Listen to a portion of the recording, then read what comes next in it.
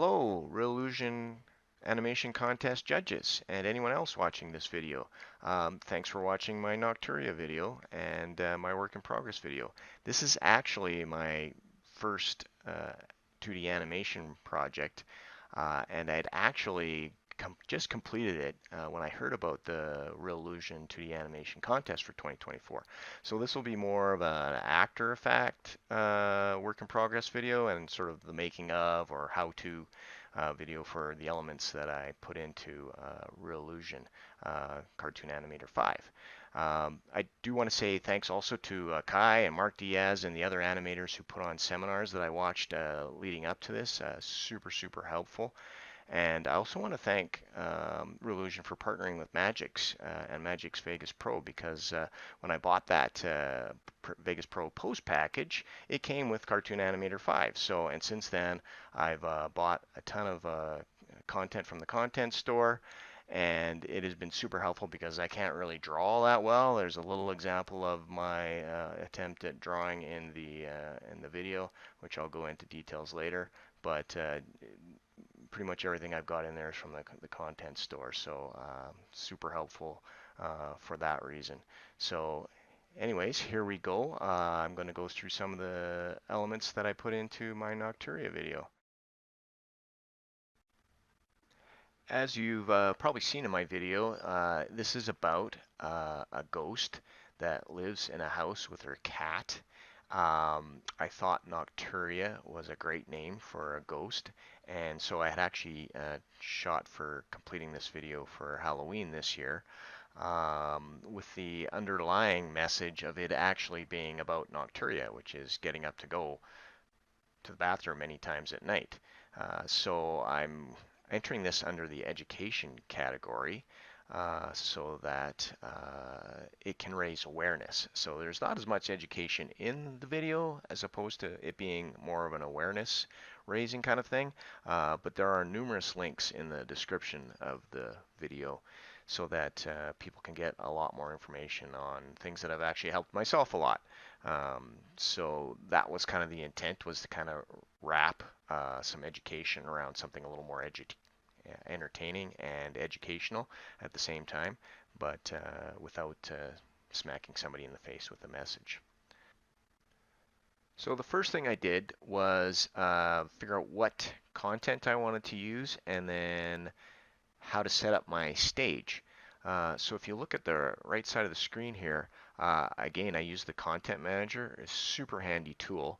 And actually, a little tip, if you use percent signs, for some reason star doesn't work, which everybody is used to, but if you use a percent sign, you can actually query up some content that might be having a keyword that's hidden somewhere inside the file name. And if you use the percent as a wildcard, it'll pull that up. So as I mentioned, I can't draw, so using the content manager and the content store, I did some searches and I found this Eve Ghost character from WT Animations, I believe it was, and it seemed to work perfectly for my video. So once I got all my content kind of picked out, I was able to start to move into set design. And a super helpful element for that is to use the stage manager or stage mode. So another helpful tip actually is hold the shift key down and your scroll wheel zooms way faster so you can zoom out your stage. And the important thing I learned here was to get your Z depths correct on your stage setup. I found that initially things were moving in front of each other and I had trouble getting the depths right. So if you actually think of it as a 3D stage set design, that will really help getting your project working from the get-go. So what you can do is set everything to a proper depth, the walls and the door in front of the wall, that sort of thing. Super helpful, and then you don't have to fiddle with it later on unless you intentionally want something to go behind something or in front of something. So super helpful. So what you can do is click something and you can quickly use the scroll wheel to slide it back and forth within your set. You can click and drag it to move it around, adjust it the way you want. So it's just a super easy way to do set design. Yeah, and I found it really friendly to use. So then you can move the screen back and forth, check your depths, and then when you're done, you can exit stage mode, go back to um, creator mode, stage mode. Next, I'd like to talk about camera control. If you look up in the top here, there is the top middle of the toolbar. There is a camera button, and I think this is a relatively new feature, but it is super handy. You can set up all the different shots in your video. At first I thought, oh, it's just a set piece. I'm just going to have the stage and let everything play out like that. But then I realized so many people watch videos on their cell phones. You really need to create close-up shots with the camera editor so that you can focus people's attention a little more. And that became a goal of mine, to set up all my different shots in the camera editor. So what you can do is set up and save different camera views. So there's one of the clock, which you see frequently throughout the video. Then for the mouse, you can set up a mouse. So cheese in the middle of the floor, back to the cat. So anytime you need to switch, you can just put in a different camera angle, and then as the video plays back, it will automatically, if you're in switching mode, which is the center one in the camera editor, it will switch your camera shots to that particular scene in the animation. So that I just turned it on, and now it's switching back and forth to the different camera angles. That is the way to go. What I thought I would do initially is with this entire scene, I thought in my video editor I would just crop into the pieces I want, but as you can see, you'll end up getting blurriness and pixelated images. And so what I did there, if you look at the video here, I used a cut in my video editor to zoom in on Nocturia crawling into bed, and then you can see there's a bit of pixelation. So I left it in there as kind of a teaching moment, but after that I started using the camera cuts for everything, and it was way better. So there's that pixelation. So later on in the video, all the camera movements don't look pixelated. Here's one where that was actually done within CartoonAnimator, and your images are much more crisp that way. You don't get that pixelation from zooming in on your rendered video from CartoonAnimator. So that's another tip I would pass on, is use your camera editor to get all the shots that you need instead of using your video editor. On the topic of animating my characters, if we look at our cat here, I'm just going to open up the timeline, and again, it's tricky to do a hand animation, so the built-in animations are fantastic, but they're a little tricky to work with sometimes. And one of the key things I found was to, and actually a good tip that Kai mentioned, is if on the left here in your timeline toolbar, if you click the object related track, that really takes a lot of the noise out of your timeline. So if you're just trying to focus on one thing, that's a super handy little button. But anyways, back to the animations. In this case, the cat is lying prone. So if I right click that clip, I can click align. And so what was happening is the previous clip where he was standing, he would jerk into the lie prone animation. So what I found was super handy there was to use the align. And so I would pick align hip or align front left foot, and then what that would do is make sure that the two different animations, because they might have been from different packs or something like that, that they sync up properly so that the cat doesn't jump horizontally or vertically in different directions. Totally smooths that out. And then the other thing to really help smooth out your animation is to click the little empty box at the beginning of your clip, and you drag it across so that it overlaps the previous clip. And then CartoonAnimator will do some magic there, and it will totally transition from the previous clip to that clip. So if you've got a bit of a gap, you just drag your next animation motion across that gap onto the previous clip, and it completely smooths out that animation. It's fantastic. It makes the animation look way more professional. It's not all jumping around. Really glad I found that. Again, I think I found that in one of the tutorials online for Reallusion. So there's fantastic resources online, YouTube videos, the online manual, all of it's really well curated by the Reallusion team. So muchly appreciated. There were a few times I needed to get a little more control over Nocturia, and I found that in the face key editor on the left-hand menu bar here.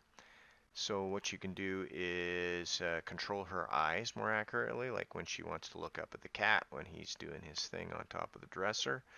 So if you click preview, be careful where you click the space, because that will really determine where the motion of her face is going to happen. In this case, I wanted the pupils of her eyes to look up at the cat. So when you click the space bar, you can get them to look up at the cat and back again. You click the mouse button to get her to blink and create the effect that you need with her eyes, rather than just looking straight ahead. And then what I also needed to do was to fix some elements of her face. She's not a full 360 head, so I needed to realign her jaw, her chin, and her eyes in a couple occasions. So I would go into the face key editor. Again, I'm just learning all this for the first time, so I'm still a little rusty because I haven't looked at this for a little while. But in this case, you can grab the mouth, and if the chin is out of place, you can just tweak it back, and you can put keyframes in your timeline to shift those back. So I think I had turned her head too far to look at the cat, and then things got all shifted out of place. So you can click different elements of her face, like her mouth or her eyes, and you can subtly tweak them by creating keyframes in your timeline under the that would be transform. So, which is also very handy, clicking on and off these tabs for the various things that you need to do, because it can get quite confusing down here. So yeah, that's my how I tweaked some of the facial animations, especially later on when she's looking up at the beetles on the ceiling. That also came in really handy. My new favorite thing in CartoonAnimator is Motion Pilot. I really want to do some more things with this because it is absolutely fantastic. The thing I love about CartoonAnimator is that it makes things, it takes a lot of the labor intensiveness out of hand animating everything and allows you to apply your creativity in much more powerful ways. So in this case, my very first attempt at Motion Pilot was to animate these little bugs. And that happened to be also my first attempt at doing a vector drawing. Their little legs and everything aren't animated. I didn't think it was worth it to put bones in them and whatnot. But I did actually use Corel Paint Shop Pro Ultimate as one of my other tools, and this is my very first. You can see up in the top here, it's a vector. At least I hope it is.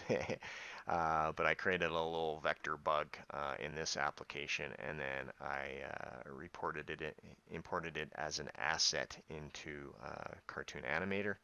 And then I brought up the motion pilot, and in the video actually they end up in a heart shape at the end of that particular clip when she looks up the ceiling and sees her favorite little bugs. And in this case, I just, through editing, I made that the last cut. So I would motion pilot the bugs, and then I ended up with the heart shape. So I started this pre-labeled or pre-aligned as a group of bugs. So yeah, you select all the bugs, and then you can click preview and then press space. And then as you move the mouse around, you can change your parameters for how dynamically they fly around and how they trail each other. And then as they end up, there they go. They end up back in their heart shape. So fantastic tool. I love the motion pilot. Next, I want to talk about the dancing flower. Also, my first attempt at doing work with bones. So you'll forgive me if I'm skipping steps here, but again, I did a lot of things in CartoonAnimator. It's super powerful, but boy, with all that power comes a lot of responsibility in knowing how to use all these different functions. So let's see, in our scene manager, you can click the flower here. And then what I had to do is go into composer mode on the left menu bar here. And that will bring up our flower. And I believe this flower was just a static, like a GIF image, and I had to turn it into a vector. And I think I used my image editor to do that. And then I went through, clicked the bone editor tool, and went through and added all the bones to the flower and the pins for each bone. So luckily I just needed 4, and then I only ended up animating bone 2. And the fantastic thing that CartoonAnimator does is it applies all these wiggle physics to whatever it is you have bones in, so you can get a lot of that kind of cartoony type animation. So that's how I got the wiggle flower to do its little wiggle dance every time Nocturia was in the bathroom. So if you go back to the main stage mode, another tip is, let's see if I can find where the flower's doing its thing here. Yeah, right here. If you're just scrubbing through with the play bar, the animation looks really stiff, but if you do want to test out your animation, just click the play, and then CartoonAnimator will apply the physics to the flower dancing. There's the little wiggle. I think I have it in another clip where it doesn't doing the full dance, but I couldn't find that offhand right now. So that was my attempt at doing bones with, I think, another vector for the dancing flower. For the like and subscribe bit, I wanted something a little more engaging to encourage people to like and subscribe, since I'm kind of new to YouTube, and 7 likes is literally where I'm at right now. And I thought, well, I'll get the cat to see if he can engage people.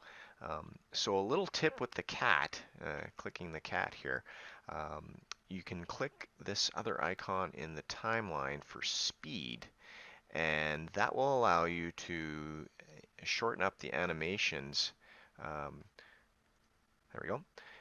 So you can go from regular looping the clips to changing the speed of the clips. So if you grab the end of the clip, you can drag out the speed, or you can speed up the speed of that clip, and then the cat's animation will be a lot quicker. So then he pawed at the subscribe button, tiring it out a lot quicker. So a little side note there. For the subscribe button, I did play around with the FFD motions. I was in animation and I saw that there's all kinds of potential FFD motions you can apply. So that worked out great for doing some of the little animations on the subscribe button here. And again, if you need to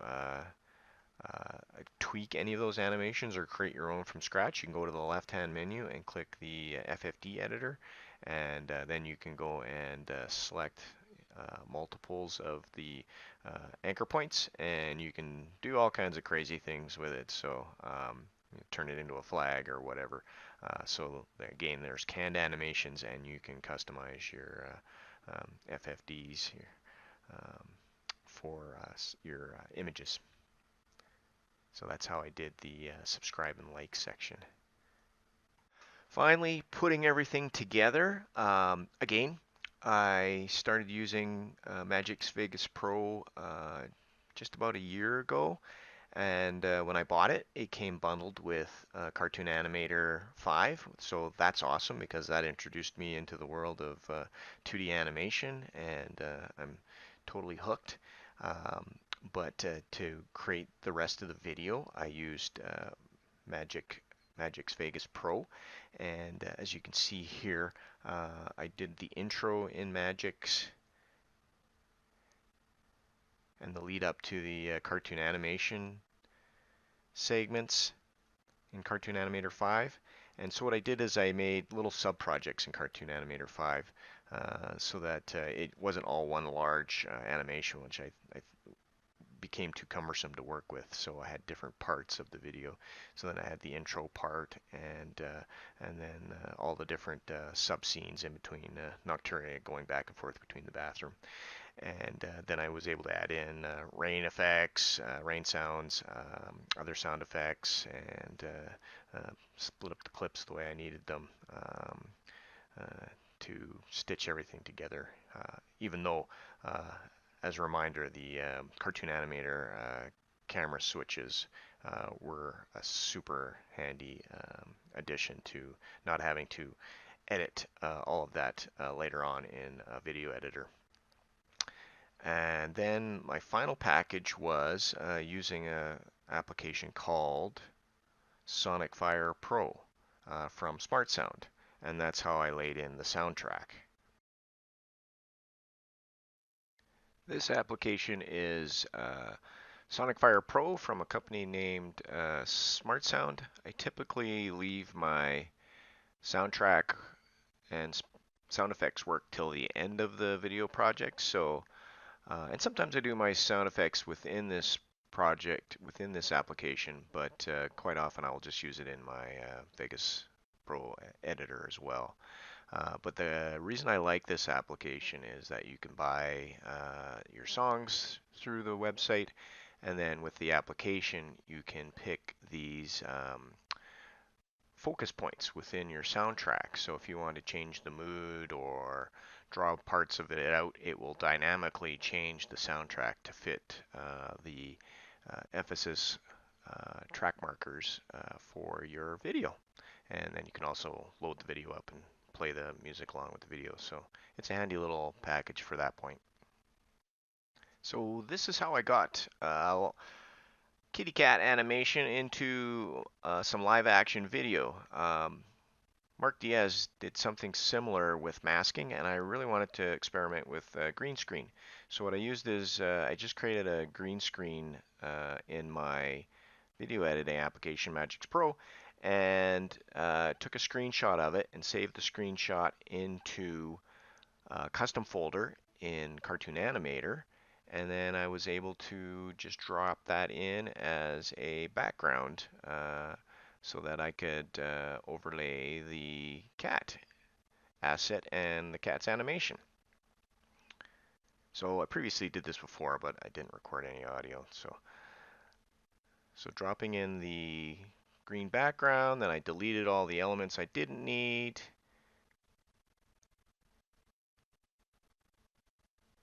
That left me with the cat. And then I was able to do a video capture with CartoonAnimator. And then in my Vegas Magix Pro video editor, I just flipped the video the other way around and applied it to my live action video sample. The nice thing about having a PNG or a JPEG green screen is you get a nice uniform green color rather than doing something in front of a green curtain and you have wrinkles and whatnot to mask out. So you get a really clean chroma key when you do a green screen effect mask out in your video editing application. One thing to watch out for though is that any of your character assets or whatever you're putting in front of the green screen, you're not going to want to have any green on it, or else you can change your green screen to a blue screen. But you just have to be careful that your characters don't have any green on, or you're going to get some see-through elements when you apply the green screen effect. So just a heads up there. The next step is to import the CartoonAnimator rendered video into your video editing application, in this case Magix Vegas Pro. You can create 2 tracks, one for your live action, and then the second track, in the case of Magix, the overlay track is the track above. And then you can go to your video effects and select your chroma key effect and apply it to the chroma key track, and open up the dialog box and use the eyedropper to select the correct color. In this case, you can just click right on the clip, and voila, you've got your animated character incorporated directly onto your live action video with green screen. Now the benefit of this is over masking is that you don't have to create a lot of mask points through each frame of your video so that your character is masked out. This way you can just, it's a lot less labor intensive. So you just apply your green screen, and as long as your character doesn't have any green in it, then you're good to go. So have fun playing with that and enjoy. Well, that about wraps things up. I think I've covered everything from content selection to camera work to setting up the stage to all the different animation techniques that I used. I probably missed something. Again, learning all of this for the first time. It's a fantastic tool, but there is a lot going on. But really enjoyed the process. Really makes things easy while taking away a lot of the labor-intensive elements. CartoonAnimator is a very fun application to work with. So thanks again to all the CartoonAnimator contest judges, and to Reallusion, and to Reallusion for partnering with Magix Vegas Pro. Much appreciated. So thanks again, and hopefully you enjoyed my video. Bye bye.